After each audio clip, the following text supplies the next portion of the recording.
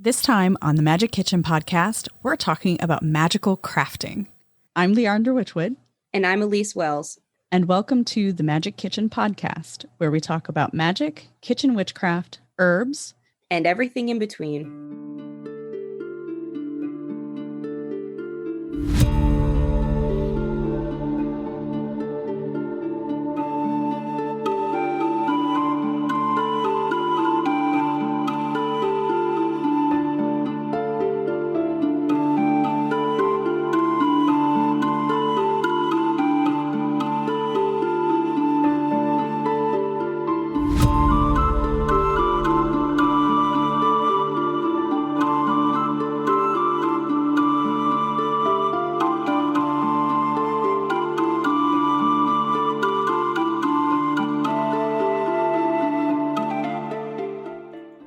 We love getting your stories and hearing your experiences, and we are planning a listener-led episode all about how witchcraft changed your life.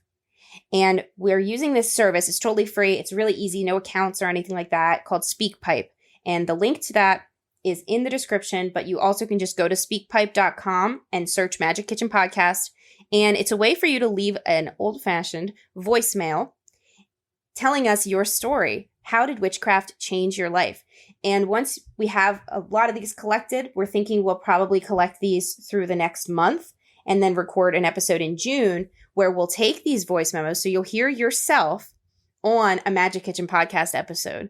So we're really excited to do that. I think it's going to be a way to really build community with everybody, even if you're a listener, but you're not on social media. This is a way to do that, to join us. So I hope you'll take just 30 seconds to a minute. It does not have to be long, to just tell us, how did witchcraft change your life? What was that moment of magic when it really felt real? Or what was the experience that you knew you were a witch? Or maybe you got into witchcraft for something and it worked. Whatever that problem was, it fixed it. And now you feel more empowered. How did witchcraft empower you? So take some time, go to speakpipe.com/Magic Kitchen Podcast or follow the link in the description and send us your thoughts on that question. How did witchcraft change your life? So Elise, what have you been up to? I know you're crazy busy all over the place. Yeah. I know you have a lot to update us on. Tell us what's going on. I've been enjoying some sacred travel. I was called to go to Prague earlier this month, and that was a really moving experience because I connected with an artist. I like art, and I usually go to art museums, but I never connected with an artist in such a spiritual way before. Alphonse Mucha is an artist from the early 1900s, but you've seen his work and you probably didn't know it was so old. He essentially invented Art Nouveau. And these are these beautiful pictures of women. They were usually done in a very skinny poster format. They were very large, and he was also a graphic designer. So a lot of the real money that he made came from ads, but he was discovered by Sarah Barnhart, who was a theatrical persona, a really major lead in Paris theaters. And so that's who he painted first and primarily. And she knew from his first painting that these paintings were going to be, now these were posters, but she knew they were art. She kept back 200 of his first run of his first poster because she knew he had something. And I can tell you, he was just a rare figure. You could see it in his paintings that understood the goddess. He saw the goddess in every woman.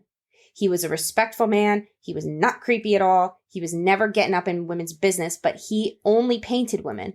And that would usually denote some sort of either infantilization and objectification or some sort of misogynistic, creepiness. There would be something about it where he sees women as other somehow. Overly sexualized. Yeah, not at all. There's never anything to any of these paintings that felt anything except for empowering. Even the angle he paints them at, he makes them tall. He makes them fierce. And he even painted young girls. Not in a nubile, creepy ass friggin' way. He did some charity work posters for raising money for orphans. And he always painted these young children, these young girls, as like warrior goddesses. There's just one painting I Nice. saw, and I'm working on putting together a reel on Instagram to kind of introduce the way he saw the goddess in every woman. And she's holding a book. This little girl's holding a book and a pencil, but the way she's holding it is like it's a shield and a knife. And she's looking at the painter so intently. And he does this with all the women he paints. They're just so empowered. It's amazing. And then as I read more about him, I shouldn't have been surprised to find it. He was very involved in thaumaturgy and like theosophy. So he was ordained in a couple of different, like, you know, if we are familiar with witchcraft history, the early 1900s was pretty patriarchal and misogynistic. And he was ordained in a few of these different groups, but he didn't really resonate with them. And he kind of had his own personal practice, which, again, because it was so patriarchal, that doesn't surprise me, because this was a man who really saw the goddess. So Prague was amazing. I went to 2 different exhibits for him, and be on the lookout, because there is a Mucha exhibit coming globally that they were premiering in Prague. That's like the Van Gogh exhibit. So you're in the center of his paintings and they're just happening around you. It's amazing. Cool. So keep your eyes out. Alphonse Mucha. It's coming. Don't know where it's going next, but they did say it's going to be a globally touring event like the Van Gogh exhibit. I will keep my eyes peeled. Yeah. I imagine it'll come to DC, hopefully Philly, probably New York. So, and definitely LA. It always does. So but yeah, that was amazing. And on the other side, the professional side of things, I finished editing my novel. Woohoo! Yeah, Witch on the Juniata River is edited. It is ready to be sent on to the next phases of development, which means the best part, the cover design. We know they're not supposed to judge books by them, but, you know, everybody does anyway. I don't know. That's the fun part for me. I know. I'm so excited. I have no clue what they're going to come up with. So I'm excited to see. And I am also announcing this a little bit too, that all of my Patreon patrons, all the money that comes in from that is going 100% to my book tour when the novel comes out in 2024. So, and my workshop fees. Any time you attend something I'm hosting, that money is 100% going to my book tours. It's like its own bank account and everything. So it's really important to me that I get to meet you guys. I want to come to your town. I want to sign books in your favorite bookstore, in your favorite witchy shop. So if you want to support that, I'm also sharing excerpts with newsletter subscribers as well as patrons. And you also get all my other published works when you join as a patron. So it's a really, you know, community-driven activity, but you're also supporting the first ever novel where the protagonist is a witch and she is the hero of the story. So nice. I've yet to find one like it. And I'm not talking like Hereditary, Harry Potter vibes. Like, she's just like us. And this novel has real stories and rituals and spells that you can take with you, tarot spreads that you can do as well. Like, it's an educational novel, but it's a mystery. Like, you're drawn in. So it's been exciting getting the first feedback from some folks as I share my first excerpt yesterday, as this is recording, but April 11th. So I hope to see you over there and I hope to get your support on that, because I really want to come to your town. I want to come to every town I can. It's going to be mostly focused on the East Coast of the US. And then if all goes well, I'd like to do a California tour, because a lot of listeners are in California too. Count me in, man. California's where I was born and raised, so I'll go back anytime. Let's go. Come with. Absolutely. Yeah. Oh. Speaking of communities, what you been up to? Speaking of community, on my end, oh my gosh. So yes, the community. So the Rebel Mystic community is hopping. I can't say it any other way. So as we are recording this right now, I'm preparing for our next live ritual for the Mystics. And in line with magical crafting, we are making our own incense in this ritual. And we're creating this incense to reflect our needs and our magical inspirations and aspirations for magical working. So the participants are going to create this ritual surrounding their magical intentions, and then create an incense that they can burn in the future or during that intention, during that ritual, to really boost and reflect things. So I'm really excited about this. I love these kinds of rituals where people participate, they get their hands in it. And to me, that's what witchcraft is about. And just to piggyback on what you said, like everything that goes into this community, not only does it go into the memberships, go into curating the ideas, the rituals, the resources that are provided in there, from the meditations to the books of shadow pages. It also goes into this podcast. Like it is 100%, this podcast is supported by the community and by the purchases you make from the tea house or through their subscription. And Elise and I go out every other week, every time a new episode airs, and we sit down with our community and we talk about the episode. We get into detail. We go into more depth than we can in the hour or half hour, however long the episode is. And I think people walk away with a lot more understanding, a deeper, richer experience in their craft. Yeah, appreciation. Where that helps them become more inspired and they can express themselves a little better. And that's, for me, that's such an important thing in the craft. Like we need our community. Yeah, solitary is great, but it's still lacking in something. We miss something when we're not working with others, when we're not gaining a broader perspective of the craft. And I'm so excited for everybody to be in this community and to work with me and to work with them and get deep into the craft. And so that's what we're doing this week coming up. And I'm looking forward to the future, to the more things that we do, the more discussions we have. And that's where my focus is right now, on the tea and the community. Love that. And the podcast, of course. Yeah, I know this is the most, like, I love getting messages from listeners saying how, like, how we feel like we're hanging out together, how it feels like, like we're just, like you're in the magic kitchen with us. Like, and that's what we're trying to do. And that's what it feels like for us. Like, we just really enjoy, I'm in Greece, Leandra's in the US. It feels like we're in the same room, though. Like, we hang out every Wednesday when we're recording. We do. At our table talks every other Wednesday. It's so organic. It's so nice. And and thank you for being here as listeners. And on that note, I wanted to specifically thank all the listeners who messaged me and emailed in to tell us that you really enjoyed the Spirit of Place episode that we did. Oh, yeah. Yeah. That's my thing. I love Spirit of Place. I love sacred places, land spirits, connecting to the land, the local spirits. And it was really, really, really great to hear from so many people that's the case for you too.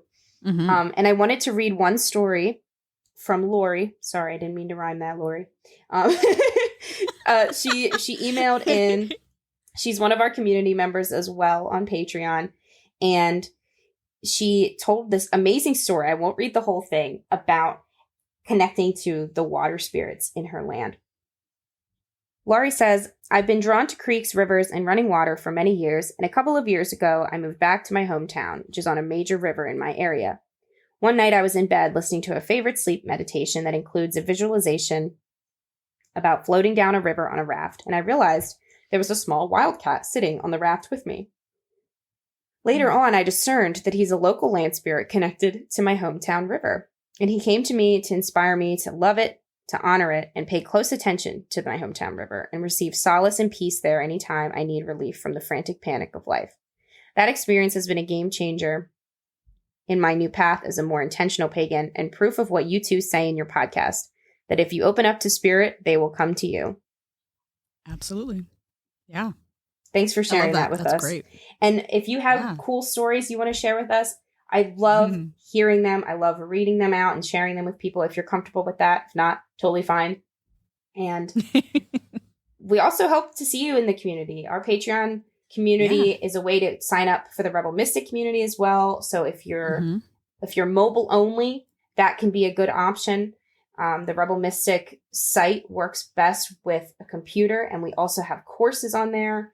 So, we're always trying to help you on your path, to meet you where you're at. And there's so much that we can learn from each other when we just send that question out to the community and get to know who else is out there and see where we have commonalities and what we can learn from each other. Yeah.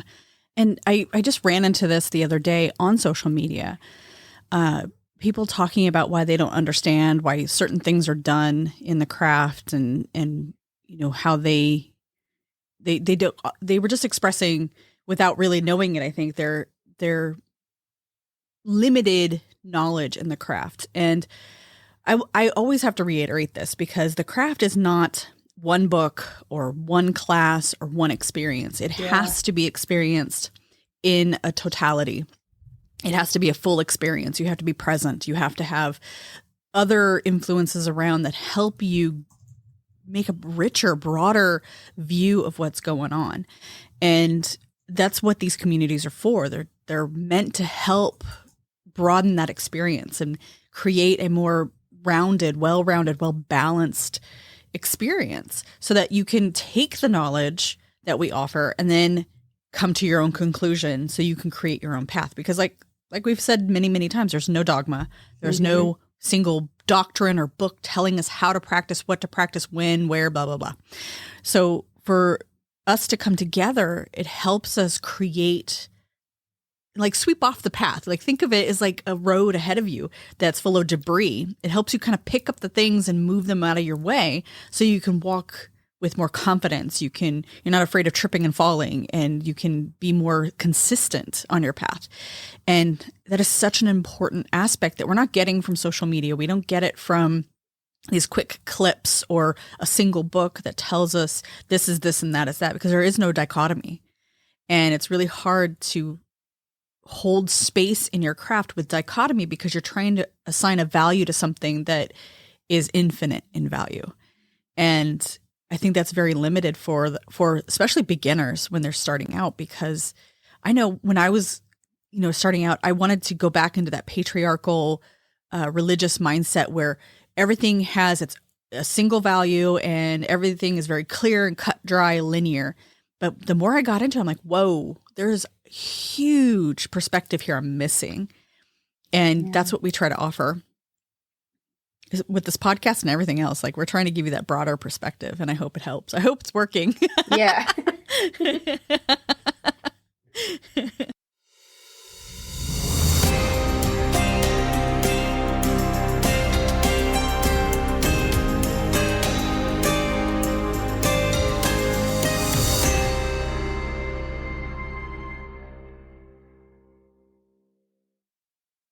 The Magic Kitchen podcast is funded and supported by thewitchwoodteahouse.com, offering a variety of hand-blended loose leaf teas as well as loose herbs for all of your ritual, spell work, wellness, and everyday enjoyment needs. If you would like to support this podcast while sipping a great cup of tea, head over to thewitchwoodteahouse.com and find the magic that's in store for you. So I know when it comes to magical crafting, a lot of people cringe. They think they're not crafty enough, they're not creative enough, they're not skilled enough. And Elise and I want to help debunk that for you today.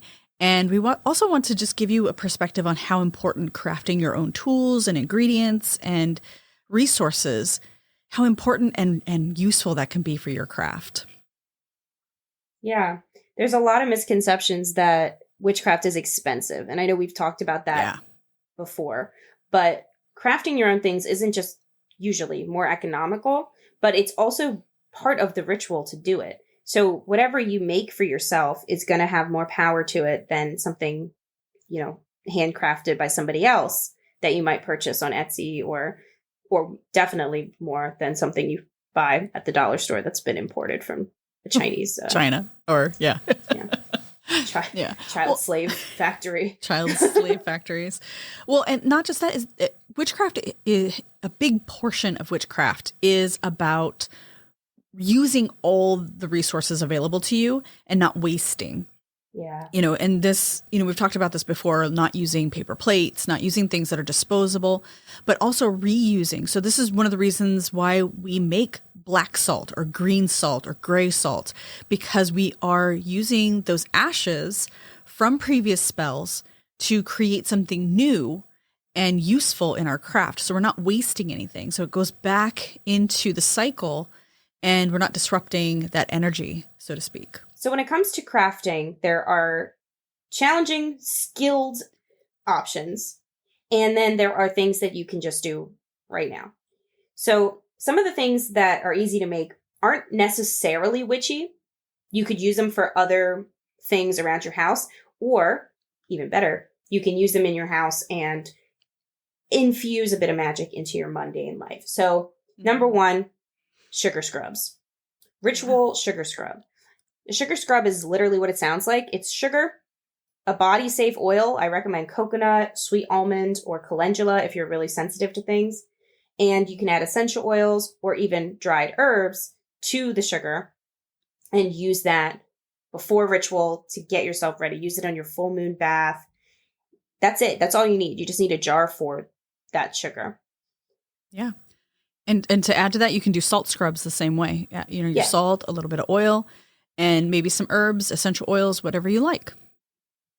Yeah. Another one is wands. Wands are literally what they are, right? They're sticks. And that's all it has to be. You don't have to get into the whittling and the carving. And my first one ever, I made when I was like 4 or 5 years old. And I just took some yarn and I wrapped it around the bottom of a stick that was just calling out to me. And that was it. And I swear to you, I still can pick this thing up and feel the magic in it. Yes.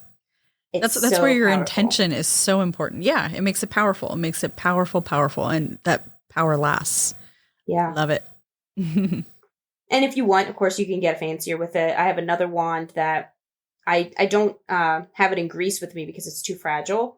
But I had found a rabbit bone, like already clean of all bits, like it was just the bone, in my garden when I was gardening once. So I actually tied that to the top, and then I found feathers and I put those on it. Like, so that's got a little bit of like stuff going on, but you can add to it over time, and that makes it even more special. People do this with besoms as well. Besoms, like they'll put them by their altar and then throughout the year kind of add to it. I used to have one in my kitchen when I lived in Baltimore that was like a cinnamon broom that I bought, and then I would add bits to it throughout the year, which was fun. And by the way, on YouTube, I do have a tutorial on how to make your own besom. So go check it out. It's using simple stuff. It's just a stick and some raffia. That's it. Yeah.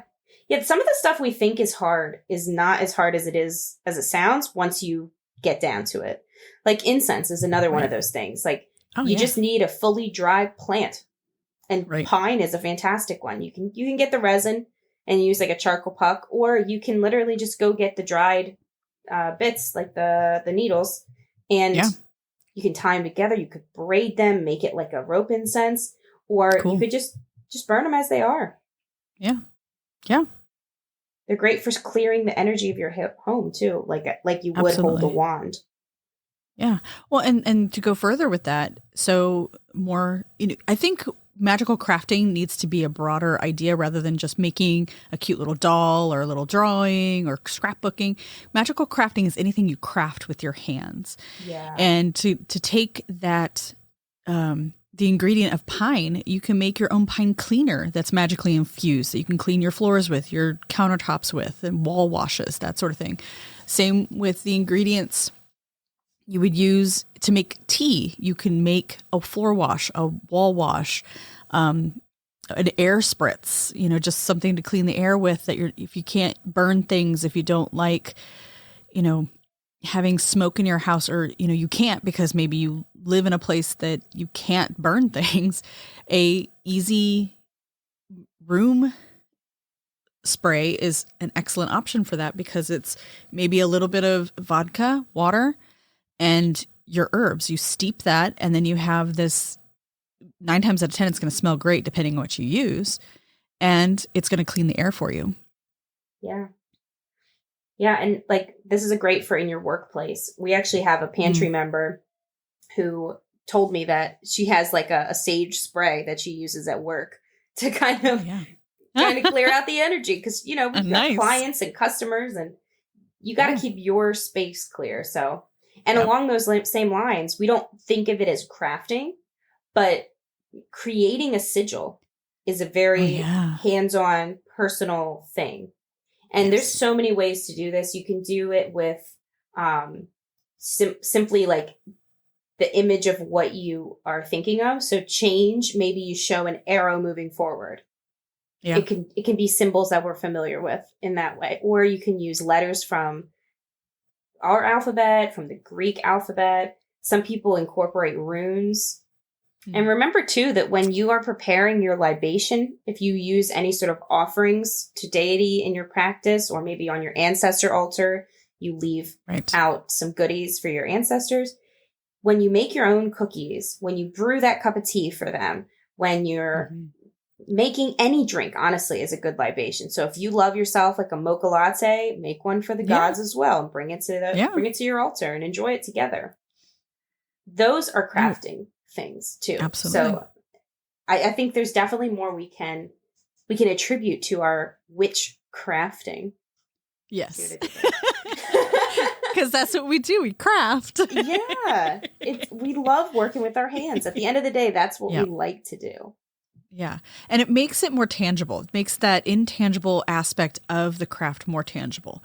Yeah. Because a lot of what we do is we're working in those liminal spaces where you can't always pull a physical experience from that liminal experience. So creating something through that experience is how we solidify it and how we anchor that energy here in the mundane or in the real world.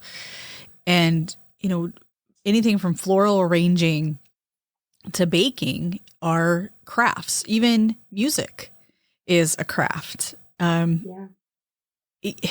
Just going in the garden and gathering some wildflowers and putting them together. That's floral arranging. You don't have to do it professionally. You don't have to be perfect at it. And I think that's one of the things that stops people most, is that they think they have to be perfect at it. I'm not good at it, so I shouldn't do it. Bullshit. Yeah. You don't have to be good at it. You just have to do it with some sort of feeling behind it, some sort of intention behind it, some sort of emotion that is congruent with your intention for the spell.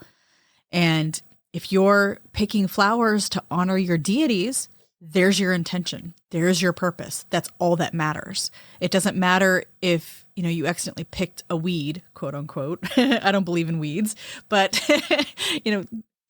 maybe that was intentional. Maybe your intuition was trying to lead you in that aspect. So don't dismiss things. Just because it's not perfect doesn't mean it's invalid. And it's part of the magical working that you're preparing for when you are gathering these ingredients. So if you're going out to the woods with the intent of finding the right size branch to make a thyrsus out of, I just, this is on my mind because I just made some, and I'll be posting, by the time this episode comes out, it'll be posted, a tutorial on how to make a thyrsus, which is a sacred staff Dionysius is usually shown with. I'm going to a parade in his honor, the Phalaphoria, this weekend, and I'm covering it for the Wild Hunt, so I'm really excited about that. Nice. But in this craft, like I found it in my research, and I was like, well, I can make that myself.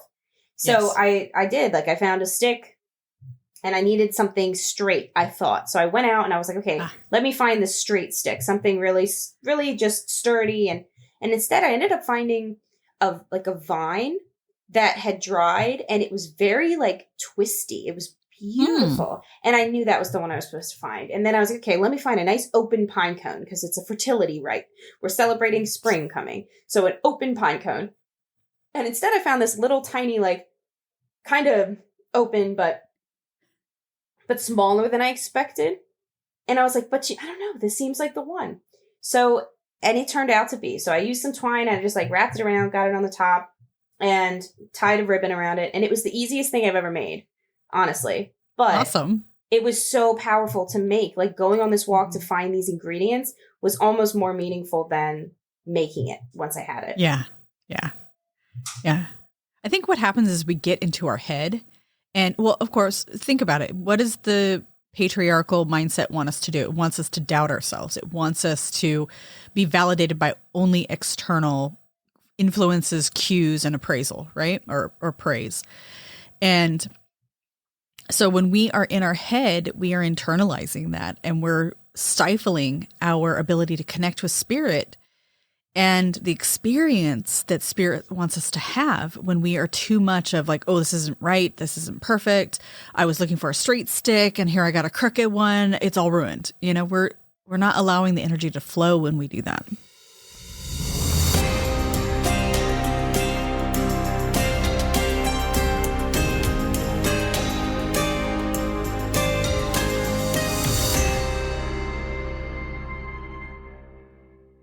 Are you ready to start living a magical life? Join me in my Patreon community where I am sharing rituals for every Sabbath and full moon, weekly journal prompts, and new on the new moon articles highlighting new practices from around the world. Joining a community can be the thing you need to keep your practice active and engaging. For more information, visit patreon.com/EliseWells or follow the community link on seekingnumina.com. So we talked about some of the easier things you can do in crafting your magic or magical crafting. So let's talk about some skilled options, some options that maybe you'll have to do a little more practicing, or maybe you'll have to find somebody to teach you how to do it. And these things, some of them are actually dying out because it has become, I don't know, like, well, that's what my grandmother did, so I'm not doing it type of thing. Or, this is so menial. I don't want to do it. I'll just hire somebody to do it for me.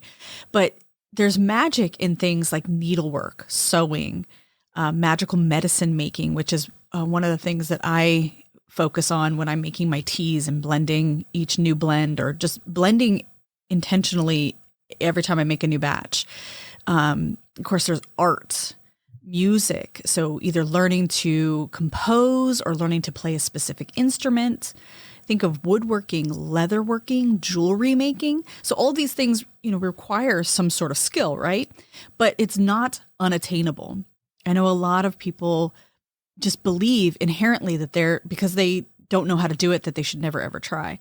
But maybe, think back into maybe when you started your craft or you were watching somebody make something. Like, I was fascinated as a child by glass blowing. Now, it's probably something I would never, ever do, but there's an appreciation there. So not only can we look at some sort of handmade artisanal craft with appreciation, but then we can say, well, maybe I can learn to do that. Pottery is a great one because I've been told that you either love it or you hate it, but you never know until you try, right? So maybe you want to create a shawl for yourself or a altar cloth, but it needs to have specific symbols on it. It needs to have magical symbols on it for your craft because that's what's calling out to you. So why not go online and look up some tutorials on how to do embroidery or needlework and see if you can do it. Quilting is actually quilting. Great. Very easy. I thought it was really hard. It's time consuming. No, it's time consuming. Trouble with it, but making an applique on a cloth is not as hard as I thought really it was easy when I first began. And I'm always hesitant to say it's really easy because I used to be a seamstress. I used to make costumes and dress actors for the theater in Baltimore. And so sewing to me is easy because I've been doing it for a long time. But the reality of it is most of it is very easy. If you can draw in a straight line, if you can drive in a straight line, you can sew something together. Now, there are sewing techniques that require a little more skill, but you don't have to do that for everything you do. You don't even have to do that at all. If you just want a simple ritual robe or cloak, those are super easy to make. Mm-hmm. Tarot bags, they're small projects. You can also make skirts fairly easily if you're just starting out. And sewing, people think it's expensive because you need to buy a sewing machine, but I have never owned a sewing machine. And I've made quilts, I've made skirts, I've made pillowcases. It's just something that does take more time without the machine. It does. Of course, you're sitting there watching TV. That's usually how I would do it, and just sew something on my own. But the big thing for me, the reason that I feel called to these things that obviously, in a way, sadly, are redundant, right? Like we never need to make lace. It never needs to happen. No. But lace bobbins, until Etsy came around, were pretty much impossible to find for like almost 100 years in a row, because nobody was making it, because machinery in the late 1800s began to make it instead of people. But now, why do people want to felt their own wool? Why, or card their own wool into yarn? Like, why do we want to do this? I think it's because our connection to our ancestors is stronger when we're doing what they would have done. We might buy a shawl that looks like one that grandma used to wear, but it's not going to be the same as knowing that grandma made that shawl. Right. You know, and we can reach back through time when we perfect or attempt these skills that our ancestors did. Even something like churning butter. How often do we get the chance to do that? Not really ever. But I went to Colonial Williamsburg, and I remember it was when I've been a few times, but I remember the first time I churned butter there, I was like, I don't even know, very young, like elementary school. And I was with my family, and I had this feeling of home, like doing it. It felt very familiar. And I think there's something to these like epigenetics that we have, this idea that our DNA and what we are inheriting from our family isn't just physical. It's also emotional. It's mental. It's memory. And there was something to that. And I think there is. I think there's a reason people love to knit, even though they don't know what to do with all the gloves they keep making, right? The scarves. Yeah. Well, and think that was about me. it. I had so many scarves. So I just and our ancestors didn't go to the store. Yeah. And our ancestors didn't go to the store to buy their altar cloth or their candles, or, you know, they didn't necessarily do that. They made it themselves. And this connects us back to that. It connects us back to this wholesome part of ourselves that we lost, that connection to the thing we're using. It's not just a commodity anymore. It's personal. And, you know, whether you're knitting or crocheting or needlework or candle making or jewelry making, and jewelry making doesn't have to be difficult either. You can just take a string, put some beads on it, and done. It's a bracelet or a necklace. Again, don't think that magical crafting has to be this perfection thing. Now, if you're going to start selling these things to other people, then a level of perfection is probably a good idea. I'll take my sugars, for example. Making sugars is very simple, very simple. But if you're looking for a specific effect from the sugar, it just takes a little more skill. So I have lavender sugar, I have rose sugar, I have star anise sugar, I have or anise, however you want to pronounce it, and blueberry sugar and cherry sugar and all these different sugars didn't just happen. They were trial and error. So I had to develop some sort of skill around that. But the finished product now is something that can be reused. The recipes for them are reused all the time, and people love the sugars. They buy my sugars all the time, but I took time with that. So there's a differentiator. If you are looking to serve someone else with your craft, then maybe a level of perfection is necessary. But if it's just for you, nobody else is going to see it. It's personal. Who cares if it's perfect, right? And I noticed something too, like when we've put the time in to something and we know it's just for us. It's not for the gram. It's not for Etsy. It's not for a gift for somebody. I find that those are the things I like to use the most ritually. Yeah. Like I have this really poor, like it's not well done. Like I made a fan out of feathers. I had this amazing experience when I was in England in September of 2022. I was at my favorite gardens at Blenheim Palace, and I was like, I would just love to have some pheasant feathers to take home. I just love pheasants. I miss them when I'm not in the UK. And we're walking around, and like 10 minutes later, we come across it's kind of sad because I think a pheasant probably died, but there was like thousands of these feathers in one area. Like it had been attacked by something. It was crazy. They were all there, but there was no blood. There was no like gore. Like it was very weird. I don't know. Maybe they molt. I'm not sure. But I was like, oh my gosh. So I took like 8 of these feathers and I made this like fan, and I don't post pictures of it or anything. It's not on my Instagram because it's not well done, but it works. So when I use incense in my home, I will waft it with this little feather fan I made, and it means so much to me. It was such an amazing experience to receive it, and I'm so chuffed to own it now, to have it in my possession for the time being. So like sometimes these crafts, and I had a fun time making it, you know, I made it part of a full moon ritual. So sometimes when we make it, it's almost more important than when we use it. But then when we have it, we're so proud of what we did, you know, and it grows on you. Like when I made my first wand as a little kid, I didn't show it to anybody. I was embarrassed. But recently I refound it like a few months ago, and I posted it on my Instagram story because I was so proud of little me for making it.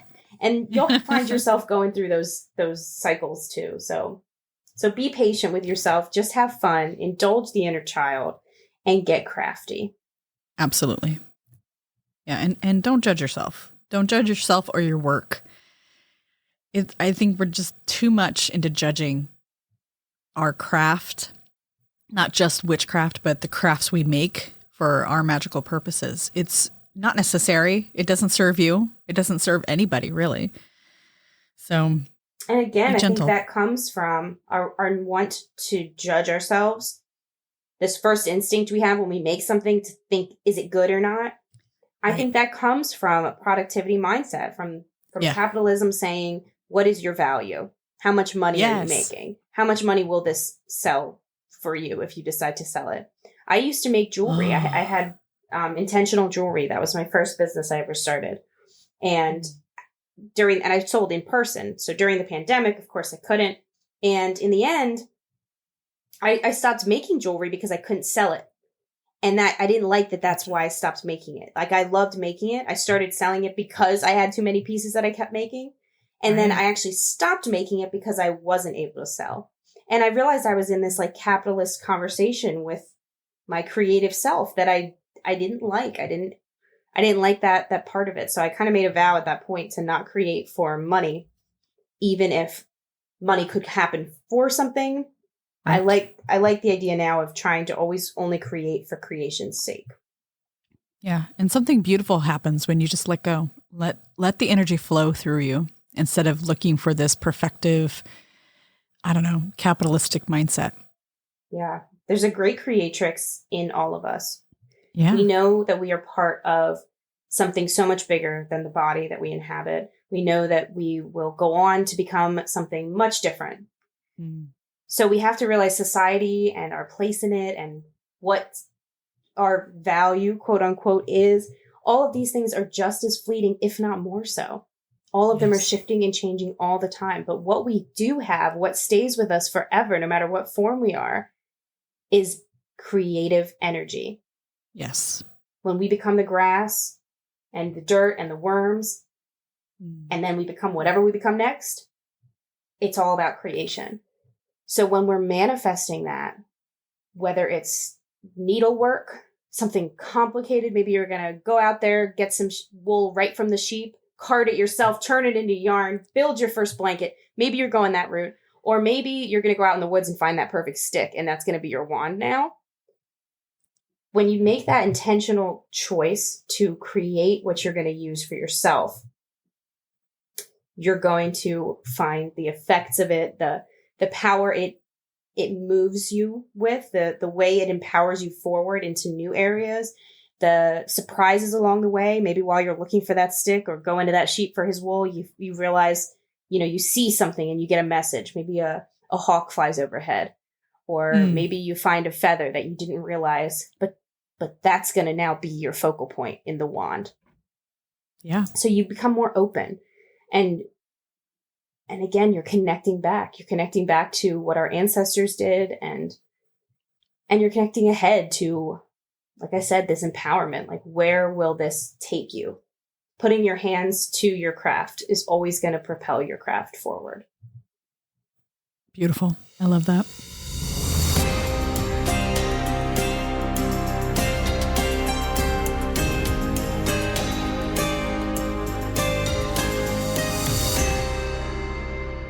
So if you enjoyed the topic today on magical crafting, we look forward to you joining us in the Magic Kitchen Pantry for our live table talk where we go deeper into this subject. We do these talks every Wednesday after new episodes air. So check it out. Links are in the description. Merry meet. Merry part. And merry meet again. Thank you for joining us on the Magic Kitchen podcast. Please visit my website, leandrawitchwood.com, for news, information, and more episodes. I'm Elise Wells, and I can be found at Seeking Numina on YouTube, Instagram, and Facebook, and seekingnumina.com. That's Seeking, Numina.